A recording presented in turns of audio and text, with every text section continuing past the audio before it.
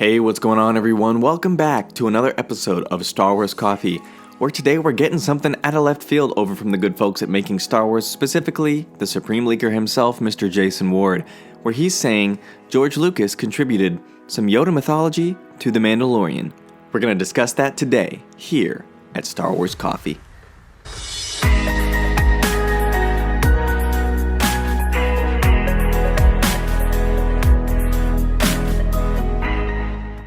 Alright, thank you guys for tuning in. If you're a returning subscriber, thank you so much. But if you're new to the channel and you love Star Wars, be sure to hit that subscribe button, hit that like button on this video and any other video you check out from the channel, and be sure to hit that notification bell not once, but twice, so that you're always notified the second a new video goes live. Alright, with that being said, let's get into it. Mr. Jason Ward over at MakingStarWars.net has reported the following and has written the following article. Rumor: George Lucas contributed some Yoda mythology to Star Wars The Mandalorian? ?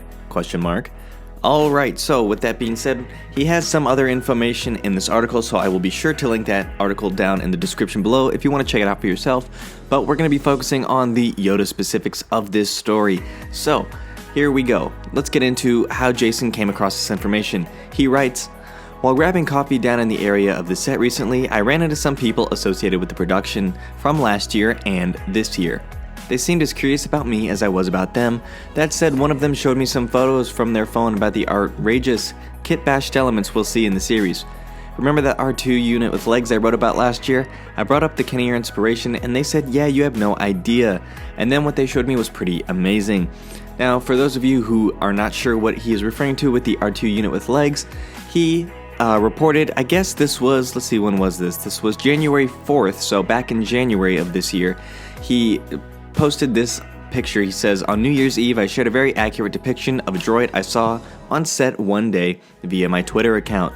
But in case you missed it, here it is." So here's this image we have of what looks like to be an R2 unit at the top half, kind of with some General Grievous type legs and robo work. So he says we can be sure to see that in the series is what it looks like more and more.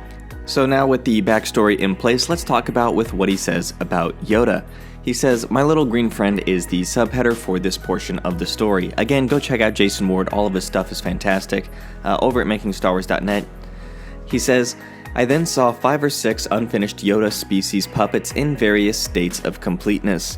You could see the eyes and that they were Yoda-like for sure. While I was checking it out, one of them told me George Lucas contributed story elements to this episode. He quotes, 'I believe they said it was the 6th episode of the first season, but I could be wrong. This episode will have a cast of characters that are the same species as Yoda. They seem to also infer that the species will finally be named in this episode.'" So, let's talk about this real quick. Let me give my brief thoughts on this. So, I'm sure that we're going to see this Yoda species in The Mandalorian, as I have no reason to doubt Mr. Jason Ward or the people he claimed worked on the project. But this is why I give more credibility to it. Other than the fact that it's coming from Jason Ward, other that it's coming from him as a second source from the people who worked on the set, I think what he says in the next paragraph makes it the most plausible. He says, "For years it was known that dealing with Yoda's backstory and species was off limits to everyone. I theorized that George Lucas figured out he might as well leave his mark on a part of Yoda's canon before someone else does."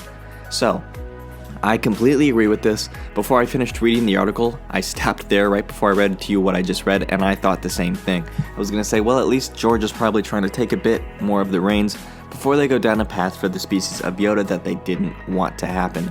So, George is kind of protecting his legacy here and protecting the character's legacy, as well as his initial ideas for whatever species Yoda is, I'm sure. So if George is a part of it, I'm sure we'll all be on board with it.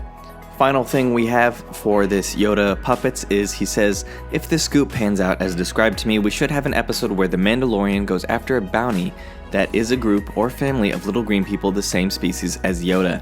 Based on the differences in the puppet's technology I glimpsed, I would say they aren't just background or featured puppet extras, so to speak. It seemed like it was a serious endeavor to make these Yoda people screen ready." Well, that's excellent news considering the fact that they're not just going to be background characters, they're not going to be decor for some of the series to leave us guessing, and with the George Lucas involvement, I'm sure they'll actually have a part in this episode, and we'll finally get that canon answer on Yoda's species. That's all I got for you today. Let me know what you guys think about this in the comments down below. Be sure to subscribe, and thank you guys for watching. God bless, and may the Force be with you.